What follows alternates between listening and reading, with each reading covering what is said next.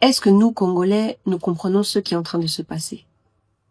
Donc, il y a 2 jours, pour la première fois d'une façon officielle, sans dissimulation, sans complexe, il y a une cargaison de tungstène qui est arrivée aux États-Unis depuis le Rwanda. Ce tungstène, il proviendrait de la mine rwandaise de Nyakabingo, qui se trouve à plus ou moins 60 km de la frontière congolaise. L'affaire Itski, que j'ai évoquée dans une de mes précédentes émissions, l'affaire Boss Mining Coltan, de nombreux témoignages, des articles, des rapports, parlant de la traçabilité des minerais, décrivent comment est-ce que les minerais 3T, donc c'est-à-dire le tantal, l'étain et le tungstène, sont acheminés depuis le Congo vers des sites miniers au Rwanda pour être ensuite labellisés rwandais. Et lorsque ce ne sont pas 100% des minerais congolais, les faibles quantités de minerais extraits des mines rwandaises sont mélangées avec les minerais extraits du sol congolais. En fait, c'est déjà il y a 1 mois qu'on aurait dû comprendre le niveau de gravité que nous sommes en train d'atteindre. Puisque la signature de ce deal entre le Rwanda et les États-Unis, un deal que Kigali qualifie d'ailleurs d'historique, la signature a eu lieu le 28 août 2025.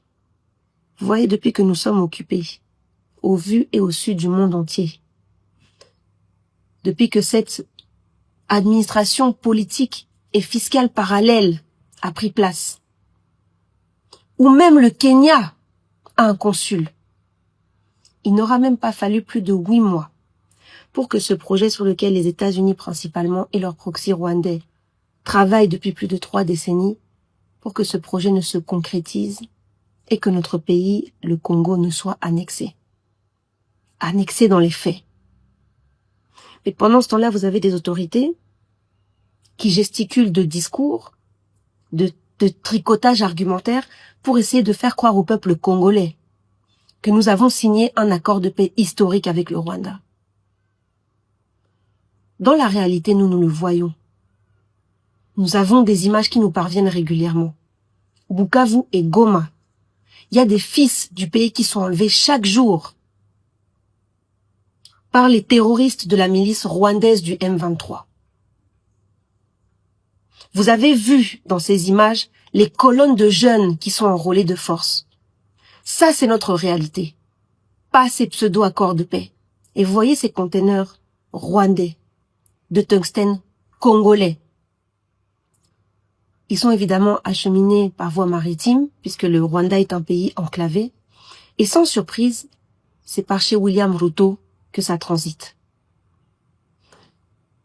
Pendant que nos autorités sont en train de dormir, qui font du shopping à New York avec des délégations immenses, indécentes, pendant qu'ils sont en train de détourner l'argent des fonds qui sont destinés aux victimes, avec des perdièmes de $900 par jour.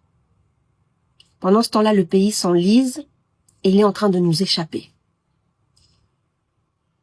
Quant au plaidoyer, le plaidoyer du régime congolais pour la reconnaissance des génocides qui se sont produits et qui se produisent encore sur notre territoire. Un plaidoyer qui a été engagé par la société civile il y a déjà plus de 25 ans. Observez la façon dont le régime congolais est en train de mener ce plaidoyer. Vous voyez, quand on fait des choses en étant motivé individuellement par des mauvaises raisons, et d'ailleurs on voit comment est-ce que le sujet du changement de la Constitution recommence à prendre de la vitesse, on n'obtient rien de bon et on bafoue à nouveau la mémoire des victimes. Je vous encourage à aller lire les différents articles qui sortent depuis hier sur le sujet de l'exploitation du tungstène. C'est très grave. Observez aussi les déclarations diplomatiques de la Maison Blanche, les déclarations de ces derniers mois. Et vous allez comprendre comment est-ce que la guerre entre la Chine et les États-Unis sur le sol congolais, et de manière générale dans les pays africains, c'est au centre de tout ce que nous sommes en train de vivre actuellement. Si on n'est pas capable de se réveiller nous-mêmes, il ne faut pas espérer que des autres vont se conscientiser ou vont se lever à notre place. Parce que c'est notre responsabilité à nous, peuple congolais, de faire tout ce qui est en notre pouvoir, même aller au-delà de ce qui est en notre pouvoir pour défendre nos enfants.